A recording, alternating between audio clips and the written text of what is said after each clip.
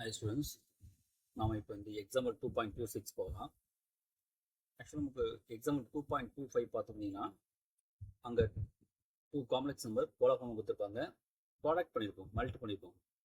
அதே இங்கே என்ன இருக்குது, நமக்கு 2 காம்ப்ளெக்ஸ் நம்பர் போலா ஃபார்ம் கொடுத்துறாங்க, டிவைட் பண்ணுங்க, டிவைட் கொடுத்துறாங்க, அவ்வளோதான். ஃபஸ்ட்டு நீங்கள் சமம் காப் பண்ணிட்டேன். இப்போ நமக்கு அந்த 2.25 எக்ஸாம்பிளில் ரெண்டு போலா ஃபார்ம் மல்டி பண்ணும்போது மாடலஸ் நமக்கு மல்டி பண்ணிப்போம். அதே போல் இங்கே மாடலஸை நம்ம நமக்கு டிவைட் பண்ணுறோம். இப்போ கேன்சல் பண்ணிடலாம், 1/2 போட்டு வச்சுக்கலாம்.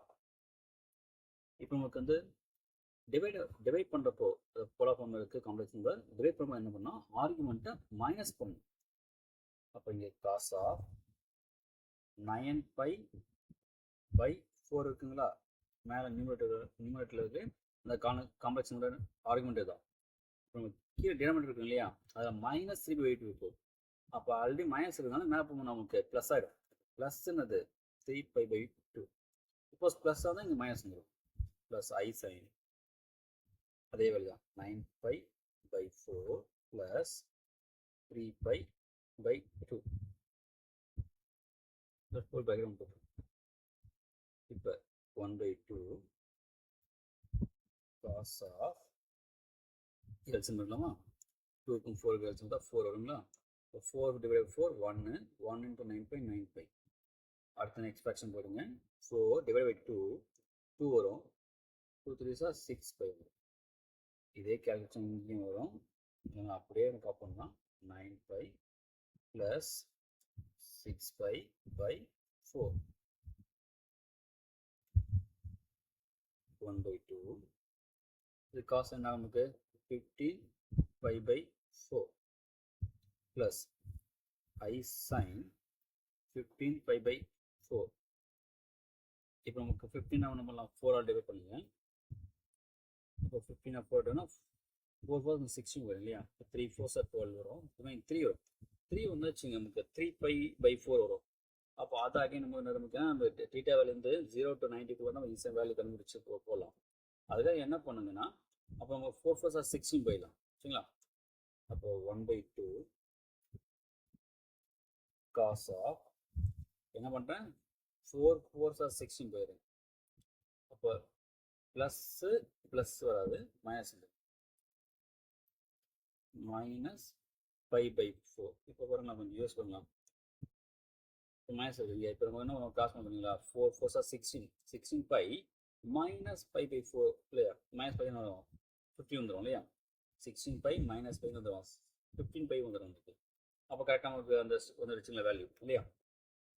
ஏன்னா நம்ம π/4 வேல்யூ நமக்கு தெரியும். 4π சொல்கிறது 360 மல்டிபிள் எடுத்துக்கலாம், 360 -7 கன்சிடர் பண்ணலாம். சப்போஸ் நீங்கள் இந்த 3π ப்ளஸ் இங்கே அகைன் 3π வந்துச்சுங்க, இது வந்து இப்போ 3π ப்ளஸ்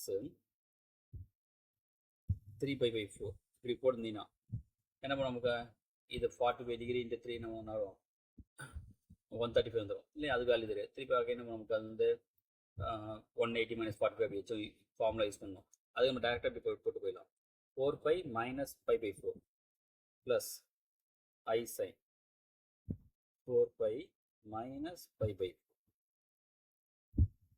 இப்போ நம்ம காஸ் ஆஃப் இந்த இடம் இருக்கு இல்லையா நமக்கு, இப்போ இந்த இடம் சரிங்களா, இது ஈவன் பை நம்பர் தான் வச்சுங்க, அதாவது 2π 4π 6π அதான் நீ 360 தீட்டாவை நான் கன்சிடர் பண்ணிக்கணும்.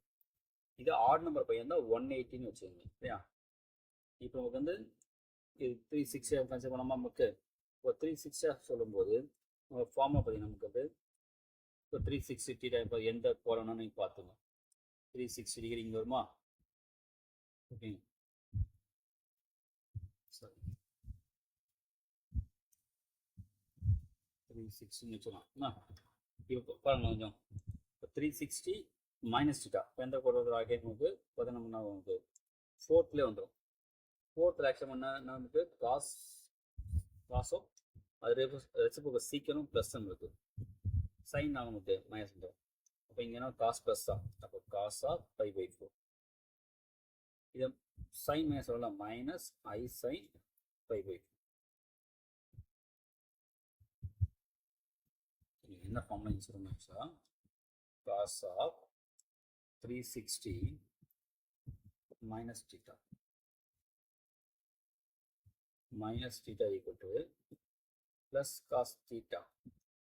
This sine of 360 minus theta equal to minus sin theta. இதுதான் யூஸ் பண்ணுறோம். இப்போ நம்ம 5/4 45 டிகிரி ஆன்சர் நல்லாவே தெரியும். 1/√2 sin இப்போ 5 நமக்கு வந்து அதே 1/√2 இல்லையா? அப்போ I/2 தெரியும்.